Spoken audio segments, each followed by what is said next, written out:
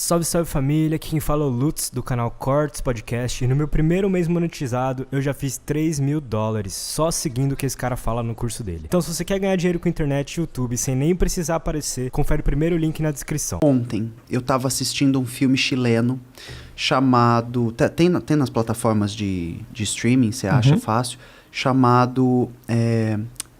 My Tender Matador. Eu acho que em espanhol é Tengo Medo Torero, que é um código que eles usam. E aí conta os anos finais da ditadura do Pinochet e um grupo que se articula no Chile, que tem uns cubanos e que precisam da ajuda das travestis chilenas. Para mover explosivo, para levar carregamento de bala, né? É a época que o Pinochet vai sofrer os atentados. Porque eram figuras que você não imaginaria que fariam uma coisa... Exatamente. E aí tem essa fala muito preciosa no filme, é um dos momentos do filme grandes, que a travesti principal, ela vira pro cara, que é um guerrilheiro, e ele é gay, só que ele não pode... Ele sequer se dá a possibilidade de saber que ele é gay. Aqui no Brasil a gente teve o Herbert Daniel, que fez parte da guerrilha armada. É ele que funda o PV, o Partido Verde no Brasil, depois de ir para a Alemanha. Ele era gay. Ele tem um livro que são os relatos de que um dia ele chega pro cara do Partido Comunista Brasileiro e fala, então, eu sou gay, e o cara fala para ele, olha, aqui não tem espaço pro seu desvio pequeno burguês. Né? Como se a homossexualidade fosse um desvio pequeno burguês. Fosse um luxo. E então essa travesti, ela fala assim, para nós outras, pouco importa se quem vai estar por cima são os comunistas, os milicos, dá tudo no mesmo. A gente vai continuar sendo um grupo de viados nojentos, tarará, tarará. E aí ela fala, se algum dia você ficar sabendo de uma revolução que inclua nós, as loucas, me avisa que eu vou estar na primeira fila. E isso é anos 80. Isso é anos 80. Então, eu acho que muitas pessoas elas ainda não conseguem balizar exatamente o que significa isso. De que existe um movimento, hoje, muito forte, desses corpos dissidentes que reivindicam posição na luta política. Né? Hoje, a gente tem uma coisa acontecendo no planeta que é a teoria queer. Né? Tomando o departamento das universidades de cátedra, a Harvard, Yale, Oxford, todos têm departamento de estudos de gênero, departamento de teoria queer. E essa galera tem uma visão do sistema. E essa galera tem implicação política, essa galera faz organização política desde que o mundo é mundo. E no caso, você sente que muitas vezes drag é um movimento político? Drag é só um movimento político, não existe nada para além disso. Desde sempre drag é um movimento político. Tem um historiador famoso norte-americano que chama Baker, que ele escreveu, ele tem é o livro mais famoso sobre drag, né, dentro do debate da historiografia, que chama uma história de female impersonation, que seria, né, passar-se por um personagem feminino. E basicamente o que a gente encontra lá a arte drag, ela tem raízes políticas e raízes culturais, mas as raízes culturais são políticas. Vou te contar uma coisa.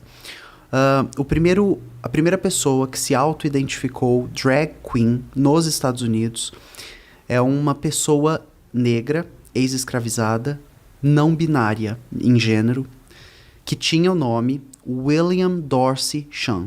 Tá saindo um livro desse historiador que fez essa descoberta agora. E o William, ele vem de um povo, a cultura do povo dele, que é um povo negro em diáspora de África, porque foi escravizado, não tinha uma atribuição exatamente binária de gênero. Então, o que ele fazia, o William, né? Tô chamando de ele porque o nome é no masculino pra gente. Sim. O que ele fazia de arrastar a saia no chão, de dançar, fazia parte daquela cultura daquele povo. E aí tem esse episódio no qual ele é preso e ele fala, eu não sei porque que eu tô sendo preso. Eu sou uma rainha de arrastar. I am a drag queen. Então, tipo, eu sou líder dessa Bonita essa história, cultura no bem- meu povo. Muito bonita essa história. E é importante levantar esse entendimento para que a gente consiga ajudar as pessoas que nos escutam, nos veem a entender que a ideia de um gênero binário, isso e aquilo, é uma importação europeia. O que eu estou dizendo? Aqui no Brasil a gente tem infinitos relatos. Chica do Manicongo. É a primeira história de uma travesti que foi perseguida pela Santa Inquisição no Brasil. Os documentos estão na Torre do Tombo, em Portugal. A Chica do Manicongo vinha de um povo onde se vestir de outro gênero, performar outro gênero, fazia parte da cultura. Só que ela foi escravizada em África e trazida para cá. Só que ela é trazida com a cultura dela. Perfeito. Né? Primeiro caso de homofobia no Brasil acontece no 1500. É o índio Tibira. O índio Tibira vem de um povo brasileiro, um povo originário, que não tem gênero binário. No povo dele, na população dele, ele desempenha um papel feminino. O Yves de Vrais, que é um colonizador francês, um missionário francês, vê aquilo e fala: esse cara tá com o demônio no corpo, isso é um absurdo. Amarra ele num canhão e explode o corpo dele na frente do povo, para avisar o que aconteceria. É o primeiro crime de homofobia da história do Brasil e está localizado no Brasil colônia. Todos os povos ameríndios, do Canadá à Patagônia, tinham um sistema de gênero em tríade. Homem, mulher e 2 espíritos. Pessoas que eram habitadas pelo espírito masculino e o feminino, em maior ou menor grau. Todos tinham. Todos tinham. Nenhum povo que estava na América, os Kaiowá, Cherokee, Tupi, Guarani, Tudo rua de Maia, tudo rua de Azteca, Perdizes. tudo rua de Moema, De lado Moema, do, né? Perdizes, E esses povos que aqui estavam, eles não tinham um sistema binário de gênero. E aí, eu espero que isso cause a revolução mental que é para causar, para que as pessoas entendam. Decodificar o mundo como 2 únicas possibilidades é uma importação europeia. Vem junto com a colonização, com a catequese, com... Desculpa te Não é interromper, isso. Qual o interesse por trás, na Europa, de haver essas 2 identidades? Você me responde, qual você acha que é?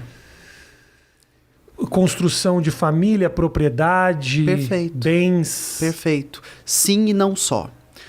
Tem uma autora muito famosa aqui no Brasil, o trabalho dela repercute muito aqui, chamada Silvia Federici. Ela é uma ítalo-americana, né? Tem uma titularidade numa cadeira de universidade nos Estados Unidos, nasceu na Itália, é uma marxista e é uma das pessoas mais importantes fazendo o trabalho sobre a ideia de que existe e sempre existiu um trabalho nunca remunerado pelo capital. Trabalho sexual, de educar criança, de cuidar de velho, de cozinhar, de transar, de ter filho. Todos esses trabalhos foram organizados como essenciais, mas nunca foram pagos. Quando chega o momento de os pagar, eles são pagos com o mínimo possível. Tenta imaginar todos os subempregos que a gente conhece. São papéis designados historicamente por mulheres e pessoas escravizadas. Cuidar de criança, alimentar, ensinar a andar, ensinar a falar, trocar fralda. São subempregos.